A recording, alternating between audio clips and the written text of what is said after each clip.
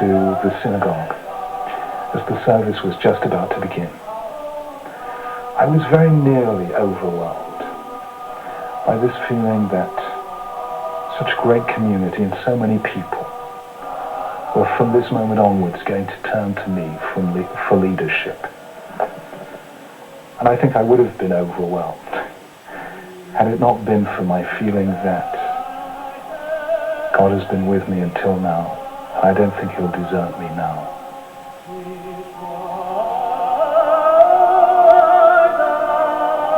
Last night at London St. John's Wood Synagogue, Jonathan Sacks became the new chief rabbi, spiritual leader of the majority of Britain's Jews, a figurehead for the whole of Anglo Jewry, and one of the most influential rabbis in the world. He was always favoured to succeed Lord Jakubowicz, who's retiring at 70. He was elected by laymen from the United Synagogue branch of Anglo Jewry that he belongs to. Rabbis from across Europe, politicians and senior Jewish laymen filled one of the largest Orthodox synagogues in London.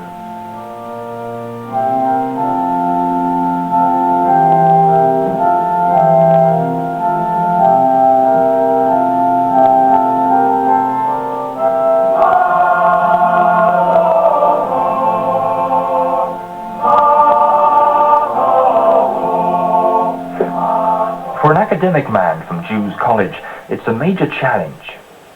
For the last few years, I've sat here in my study in the garden, thinking, researching, writing books, and trying to formulate what a Jewish response should be to this particular time. But there comes a time when you have to test that in real life. If you can't turn your theories into practice with real people, with a real community, then the theories simply don't work.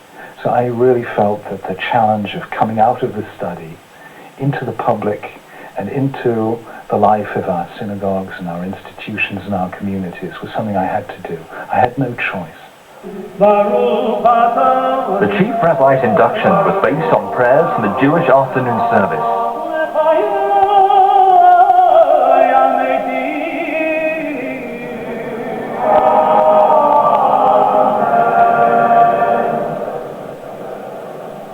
The previous 5 chief rabbis have usually come from Central or Eastern Europe, and they belong to well-established rabbinic families. Jonathan Sacks, though, is different. Born in Finsbury Park to an Orthodox family, he was sent to a Church of England school and won a double first in philosophy at Cambridge.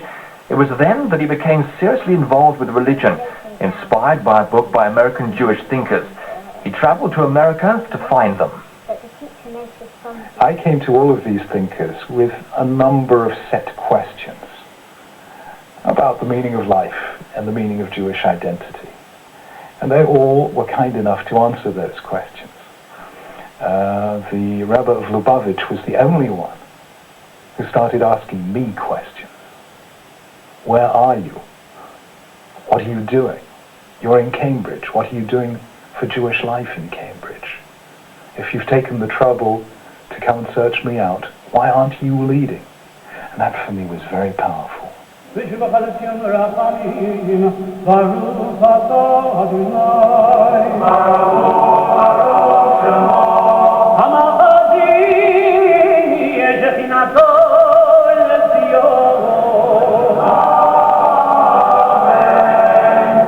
I have to solve a problem, I have to analyze it. I have to be detached and rational and use the sources of Jewish teaching. That's a very rational process. But when I pray to God, I'm not being detached and rational. God is somebody I talk to in the second person singular, what Martin Buber called I and thou. And that is a very emotional experience, and that's where I feel that prayer is emotional or it isn't prayer.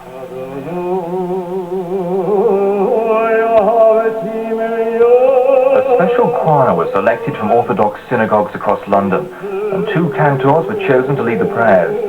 The Reverend Simon Hass, the senior cantor in London, had survived a Russian prisoner of war camp because the guards were so taken with his voice.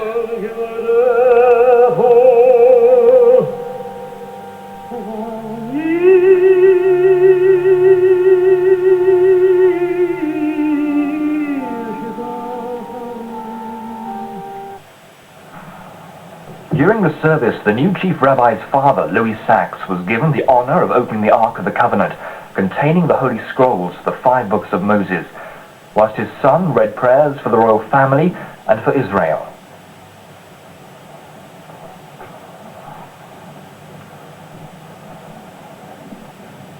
He who gives salvation unto kings and dominion unto princes, whose kingdom is an everlasting kingdom. May he bless our sovereign lady, Queen Elizabeth, Elizabeth the Queen Mother, Philip Duke of Edinburgh, the Prince and Princess of Wales, and all the royal family, and deal kindly and justly with all the house of Israel. The Israeli question has haunted the outgoing chief rabbi, Lord Yakovovitz. On more than one occasion, he's appeared to condemn the Israeli government for their treatment of the Palestinians. So what will the new man say? I think Israel has lived up to almost every hope that Jews ever had about it. It has proved a wonderful democracy. It has made the desert bloom. It has been the place of ingathering of exiles. It has been the fulfillment of many of our hopes. There was one hope that hasn't been fulfilled, and that is that when Israel existed as a state, anti-Semitism would end. And that hasn't yet happened, and Israel is not yet at peace. You said you would be true to your conscience and speak out. Do you feel the need to be true to your conscience and speak out and condemn Israel for what it is doing to the Palestinians, no matter what you may say about the Palestinians' attitude to Israel?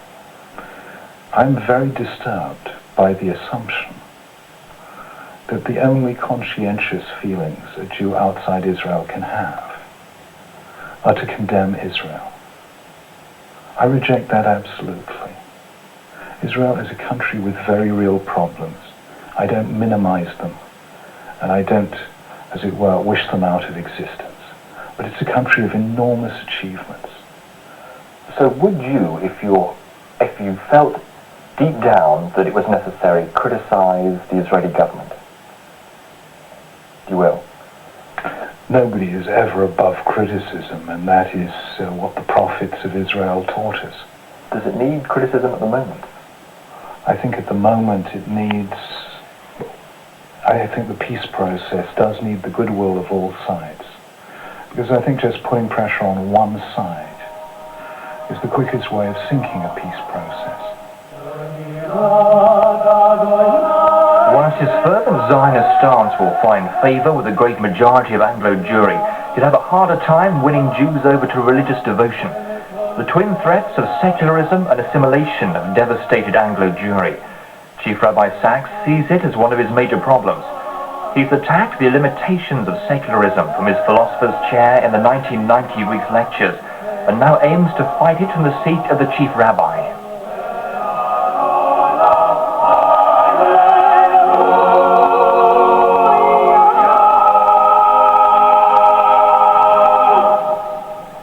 I know what it is to experience a secular culture. From my childhood, I know it in my bones.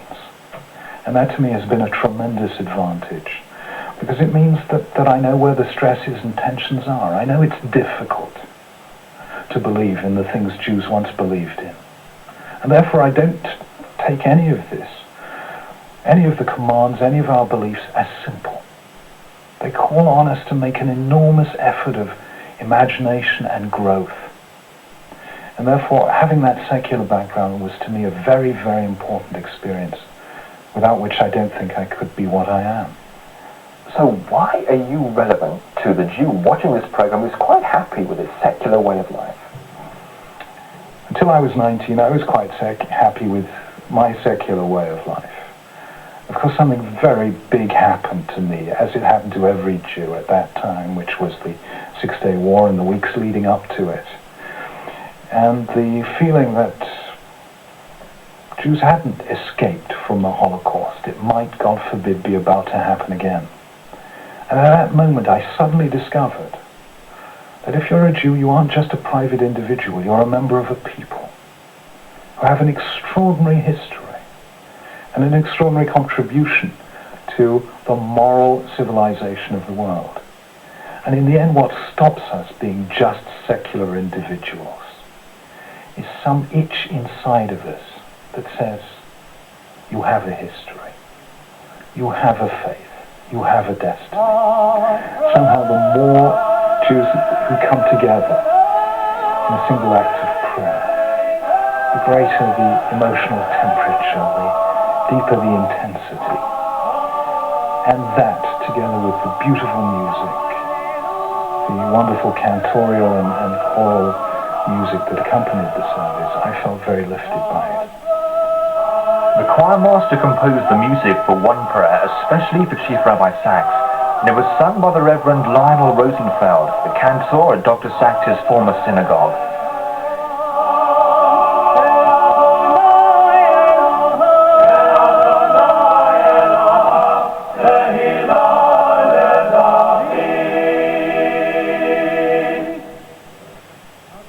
Whilst welcoming a new chapter in Anglo-Jewish history, the service also marked the end of the chief rabbinate of a man who has raised the profile and the respect of the office to greater heights than ever before.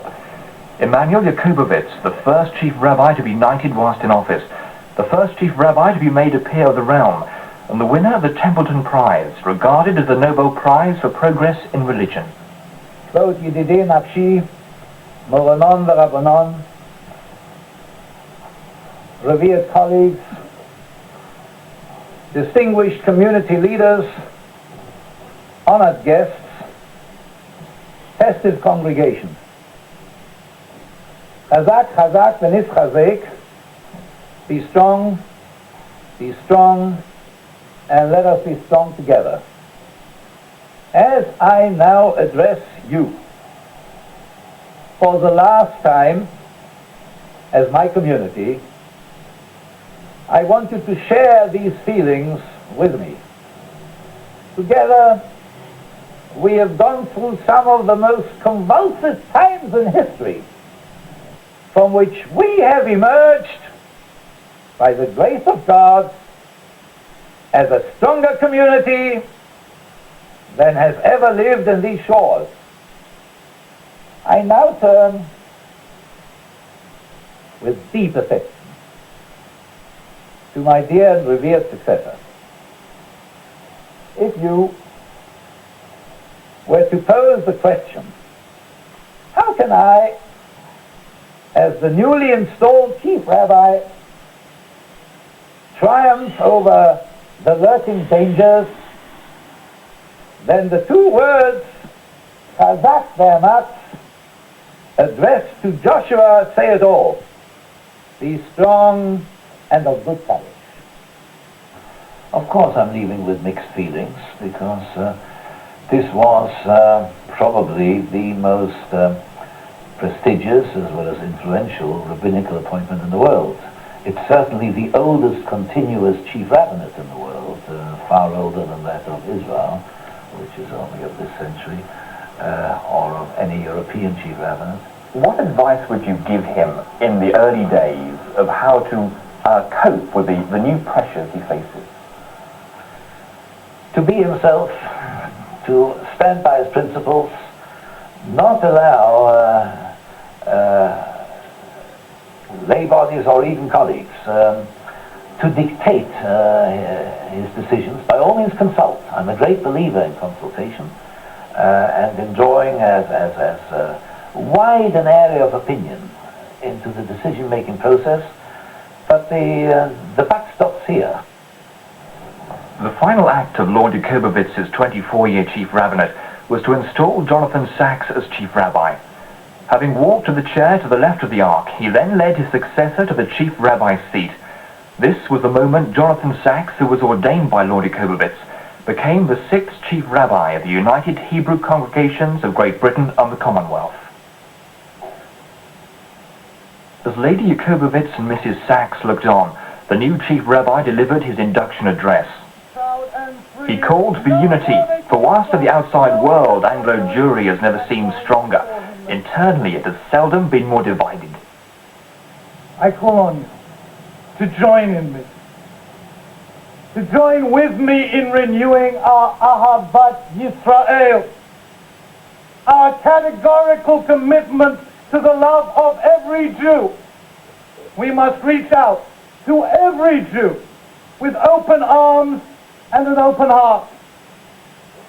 Because we have suffered enough from anti-Semitism, let us practice philo-Semitism.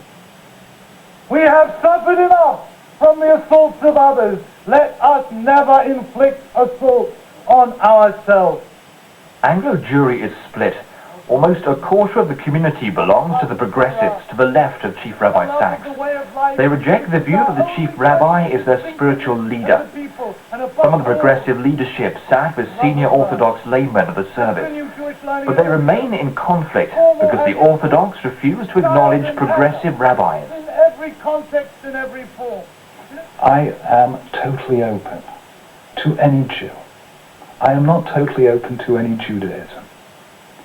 But at a human level, as members of the same people, really as members of the same family, I say that no Jew and nothing Jewish is alien to me. Now, it sounds most commendable and hopeful, but in the last few weeks you have pulled out of an education committee, apparently because there was a progressive rabbi on it. How do the two exist together, your fine words and the actions? These are the problems of bringing Jews together are problems of a lifetime. If you read the Bible, you see that there was always a Moses figure prepared to say, this is Judaism, and there is no compromise. And there was always an Aaron figure saying, let's hold together as a people. Somehow or other, at times you have to be firm and uncompromising on matters of principle. And at other times you have to say, well, without compromise, let's come closer together. One area they don't seem to be able to come closer together on is the role of women. Orthodoxy can't contemplate the idea of women rabbis, whilst in the Orthodox synagogues the women have to sit upstairs. The issue of women in Judaism seems to me a very important one, and one that I would very much like to advance. I have no doubt that a number of women in our community feel quite alienated from Judaism, and I would very much like to advance the position of women in Anglo Jewry, firstly by encouraging an enormous intensification of women's Jewish learning. But you would envisage a situation where senior women Jewish lecturers would teach male students? That would be acceptable? I don't want to define in advance the bounds of acceptability, but within the last couple of years we had a senior woman lecturer at Jews College. She was teaching Jewish women, and that I think is the first thing to deal with. Do women have their own role models of, as it were, Jewish excellence, of a real depth of Jewish learning? These are the problems Chief Rabbi Sachs has to face. But what is the vision he has for his people? An Anglo Jewry in which we don't pretend that all is right with our community. So long as there are groups who feel neglected, and there are groups who feel neglected. The women, the young, the intellectuals, the less well-off, the provinces, the small communities. An Anglo Jewry in which precisely as committed Jews we make a distinctive contribution to Britain as a compassionate society. Let us work together to plan and create a decade of renewal, of Jewish leadership, of Jewish education, of Jewish spirituality. Jonathan Sachs has until his retirement date in 2018 to see his vision through. For Lord Jacobowitz, his chief rabbinate was over. I literally hand on the mantle of office to him, and he immediately carries on, as indeed was the case with the very first induction of a rabbinical successor, and that is Moses, our first rabbi, passing on his vestments to Joshua, his successor. I suddenly realized that there was no escape from responsibility. I called in my sermon for a decade of Jewish renewal. I set myself a target. Now I have to go and with the rest of Anglo Jewry achieve it.